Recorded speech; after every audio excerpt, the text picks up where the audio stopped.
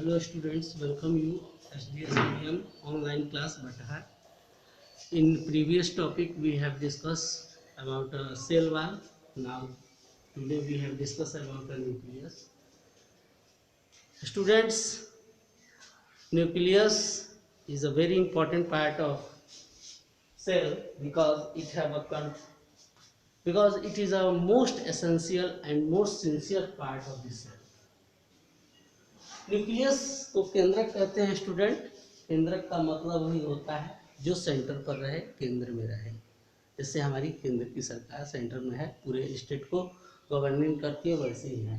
तो न्यूक्लियस केंद्रक सबसे पहले रॉबर्ट ब्राउन जो साइंटिस्ट थे 1831 में इसकी खोज किए थे। उसके बाद से भिन्न भिन्न प्रकार के मत आए और ओवरऑल साइंटिस्टों ने ये कह दिया कि स्फेरिकल होता है, गोलाकार, ओवल, अंडाकार आकृति, स्टेनर्ड स्ट्रक्चर होता है, डार्कली स्टेनर्ड होता है, डार्कली एकदम होता है, डार्क कलर में होता है।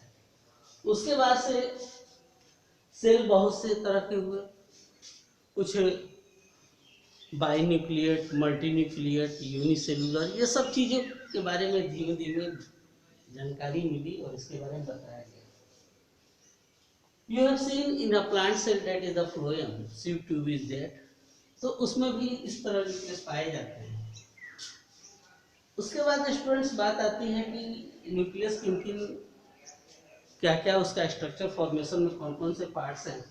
तो इसके कंसिस्टिंग 4 पार्ट्स हैं। एक पहला है न्यूक्लियर इन्वेलप।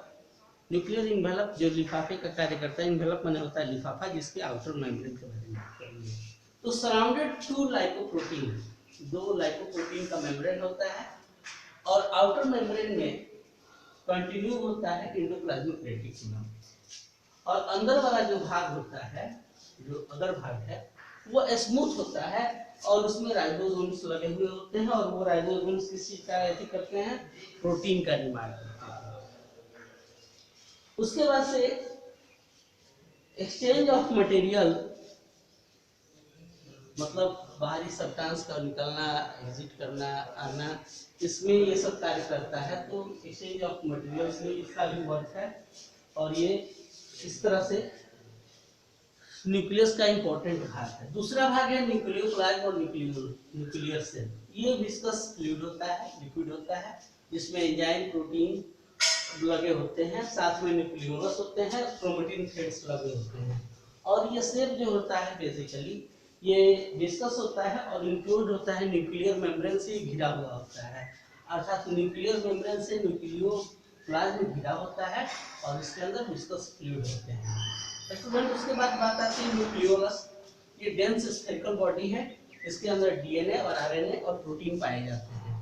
इसके अलावा और भी चीजें इनमें होती हैं जो डिसइंटीग्रेट करके डीएनए आरएनए में तोड़ने के बाद से उसके हेरिडिटरी इंफॉर्मेशन को होल्ड करती हैं। आगे के लिए 11th क्लास में और विस्तृत रूप से बताएंगे इसके विषय में। और उसके बाद आता है chromatin threads. It's a very important part because darkly stained with mass of nucleic acid. Nucleic acid के साथ, न्यूक्लिक एसिड डीएनए और आरएनए के साथ लगा होता है और प्रोटीन के साथ में, जो डिसइंटीग्रेट करके क्रोमेटिन थ्रेड्स बनाते हैं। और क्रोमेटिन थ्रेड्स जब डिसइंटीग्रेट करते हैं, क्रोमोसोम का स्ट्रक्चर फॉर्म करते हैं और उस क्रोमोसोम के चलते एक पीढ़ी से दूसरी पीढ़ी में जो गुण होते हैं वो ट्रांसफर कर जाते हैं, जिसको हम लोग जेनेटिक कोडिंग भी कहते हैं। So what is genes? So genes in the fragment parts of the DNA and in class 11th we have discussed about in brief in them. Now function of nucleus. सबसे पहला student function ये है कि control करता है पूरे cell के activity को, पूरी क्रियाओं को कंट्रोल करता है ओवरऑल। जिस तरह से एक गार्डियन कंट्रोल करता है अपनी फैमिली को, उसी तरह से ये भी कंट्रोल करता है। कंट्रोल सेल डिवीजन, कोशिका का कितना विभाजन होगा, किस मत में विभाजन होगा, कैसे विभाजन होगा, ये सारी चीजों को यही चीज बताता है। दूसरा है ट्रांसमिशन ऑफ कैरेक्टर्स, और कैरेक्टर को ट्रांसफर करता है एक जनरेशन से दूसरे जनरेशन में। वही कैरेक्टर हूबहू चलते जाता है और आगे वाली पीढ़ी में भी वो ट्रांसफर करते जाता है। तो ये सारी प्रक्रियाएं न्यूक्लियस के ही द्वारा होती हैं। उसके बाद स्टूडेंट्स बताना चाहेंगे न्यूक्लियस में एक सबसे बड़ा इंपॉर्टेंट पार्ट होता है जिसको राइबोसोम कहते हैं, जो प्रोटीन निर्माण का कार्य करता है। स्टूडेंट्स, अब अगले क्लास में साइटोप्लाज्म के बारे में डिस्कस किया जाएगा, साइटोप्लाज्मिक बॉडी को। इसका फिगर बनाओगे, आप लोग इसका नोट्स तैयार करोगे। Friends, have a nice day.